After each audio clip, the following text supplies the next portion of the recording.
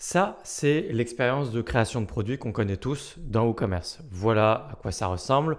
Vous avez l'habitude, c'est comme ça depuis des années. Et ça, c'est la nouvelle façon de créer des produits dans WooCommerce qui arrive. Et dans cette vidéo, du coup, j'aimerais en parler un petit peu avec vous, faire le tour et vous dire évidemment ce que j'en pense. Et puis, j'espère qu'à la fin de la vidéo, vous me donnerez votre avis en commentaire. On va replonger donc ensemble sur ce avant-après, sachant que ce après, ça peut prendre pas mal de temps avant d'arriver dans nos sites WordPress. Je ne sais pas quand est-ce que ça arrivera. Il n'y a pas de date officielle. Ça n'arrivera pas cette année.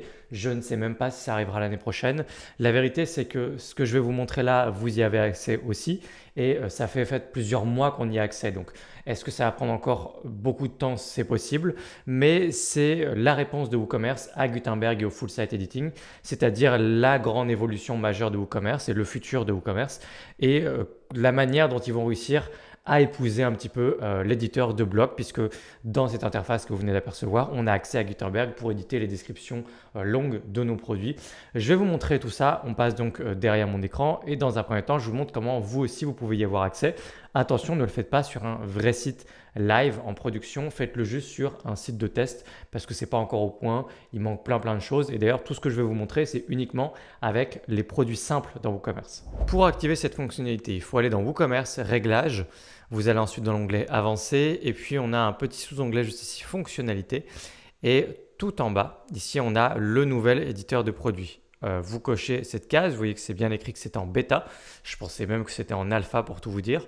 Vous cliquez sur enregistrer les modifications et donc ensuite une fois que vous allez dans une page produit, donc encore une fois ça marche pour les produits simples, donc si jamais vous faites ça et que vous allez ensuite sur un produit qui existait déjà à vous et que ce produit était un produit variable ou autre chose, je ne sais pas comment ça réagit mais probablement que ça ne fonctionne pas puisque pour l'instant ce n'est qu'avec les produits simples. Donc là je suis sur un produit simple. Je vais actualiser ici et on va avoir justement la nouvelle expérience de création de produits de WooCommerce et on va la parcourir ensemble. Donc, comment ça se présente? On a quelque chose d'un peu plus minimaliste, un petit peu mieux rangé, ordonné. Là, on a le nom du produit évidemment et ici, le summary correspond à la description courte dans WooCommerce. Dessous, on a le prix normal, donc c'est le prix normal, ici prix catalogue, et le tarif promotionnel éventuellement. Là, tout ce que vous voyez, il y a des parties en français, des parties en anglais. C'est normal. Là, en l'occurrence, à peu près tout est en français, mais non pas tout. Là, il y a name, summary. Et puis les dollars, c'est tout simplement parce que j'ai pas modifié ça dans WooCommerce. Réglage, mais sinon ça afficherait bien des euros sans problème. Donc on a le tarif, etc. On aura plus d'infos ensuite sur les autres onglets parce que vous voyez que tout a été rangé sous 4 onglets principaux. Et puis le temps que les extensions tierces qui se mettent sur WooCommerce s'adaptent, on aura sûrement de nouveaux onglets. Il y a des extensions qui vont venir ajouter, je pense, de nouveaux onglets et ça devrait s'organiser comme ça.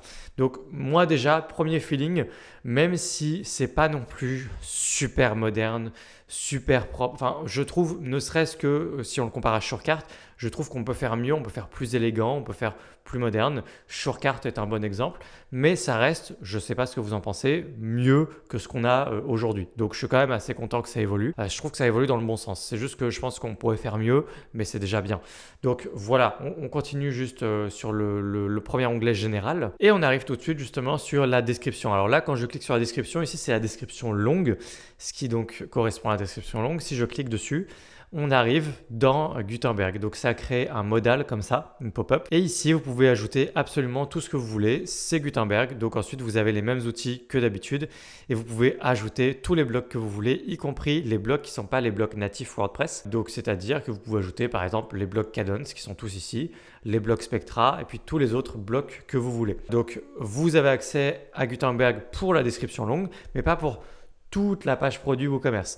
Je sais qu'ils vont fusionner davantage WooCommerce avec la partie full site editing et le fait de modifier les templates de page produit, etc. Je vous renvoie à la vidéo sur laquelle j'en ai un petit peu parlé, je vous ai montré 2-3 choses, mais pour l'instant, je n'ai pas d'infos par rapport à ça, pas plus que dans ma précédente vidéo. Là, en tout cas, je vous montre juste dans la partie de description longue complète d'un produit, vous avez accès à Gutenberg. J'ai essayé d'ajouter du contenu à l'instant pour vous montrer quelque chose, mais ça ne fonctionnait pas, c'était un bug, donc comme quoi vous voyez que c'est pas encore parfait du tout.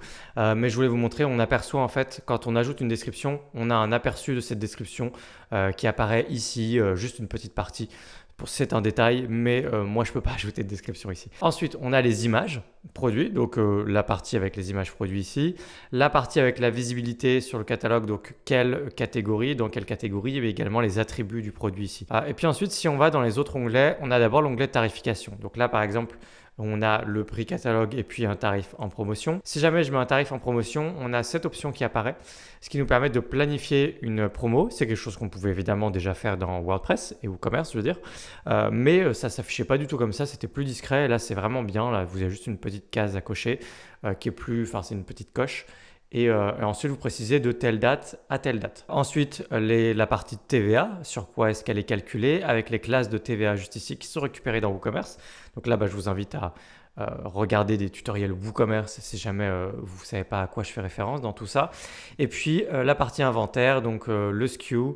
Est-ce que vous voulez indiquer une quantité pour ce produit, l'état du stock, la non, etc. En fait, c'est des choses qu'on avait déjà dans WooCommerce. Limiter les achats à un article par commande. Tout ça, c'est des options qu'on avait déjà. Et ensuite, l'onglet expédition avec les classes d'expédition et les dimensions plus poids de votre produit pour l'expédition justement. Voilà. Et puis, on a fait le tour de ce qu'on a aujourd'hui. Il n'y a que ça d'accessible aujourd'hui. Mais voilà un petit peu à quoi ça ressemble aujourd'hui et à quoi ça va ressembler demain. C'est-à-dire que 100% d'entre vous qui utilisent WooCommerce allez avoir tôt ou tard à faire exactement à cette interface. Vous avez une petite documentation si vous voulez. Je vous mettrai le lien en description. Ils en parlent un petit peu ici. Ils n'ont pas grand-chose à dire. Après, il y a une documentation plus technique éventuellement. Mais voilà, en tout cas, vous avez une petite doc que je vous mets en description de cette vidéo. Bon, globalement, soyons honnêtes, c'est quand même mieux après qu'avant. Enfin, dites-moi ce que vous en pensez. Du coup, l'espace commentaire est là pour ça. Je suis sûr que ça va pas faire l'unanimité parce que c'est loin d'être aussi beau et bien fait que Shortcart ou même que des concurrents, que Shopify par exemple. On est sur quelque chose qui est quand même assez... je vais pas dire que ça fait pas vieillot parce qu'ils ont quand même vraiment modernisé, mais je trouve qu'il y a encore du taf pour faire quelque chose qui donne l'impression d'être sorti en 2023. Moi, c'est ça que je veux dire. Maintenant, ça reste beaucoup mieux. Je pense que du coup, c'est une meilleure organisation générale, donc in fine une meilleure UX. Je pense que ce système d'onglets n'est pas inintéressant. Ça va permettre ensuite aux extensions de pouvoir se plugger là-dedans et d'ajouter un onglet par rapport à leurs fonctionnalités, etc. Je pense que la manière pour les extensions de s'intégrer dans cette nouvelle interface, elle est pas mal. À mon avis, c'est mieux organisé, c'est plus clair pour les gens. Le flow et l'ordre des onglets qui est choisi, général, tarif, inventaire, expédition, ça me paraît logique. Bref, c'est mieux après qu'avant. Donc, qu'est-ce que vous en pensez? Moi, j'aime bien. Je trouve que ça pourrait être mieux, mais j'aime bien.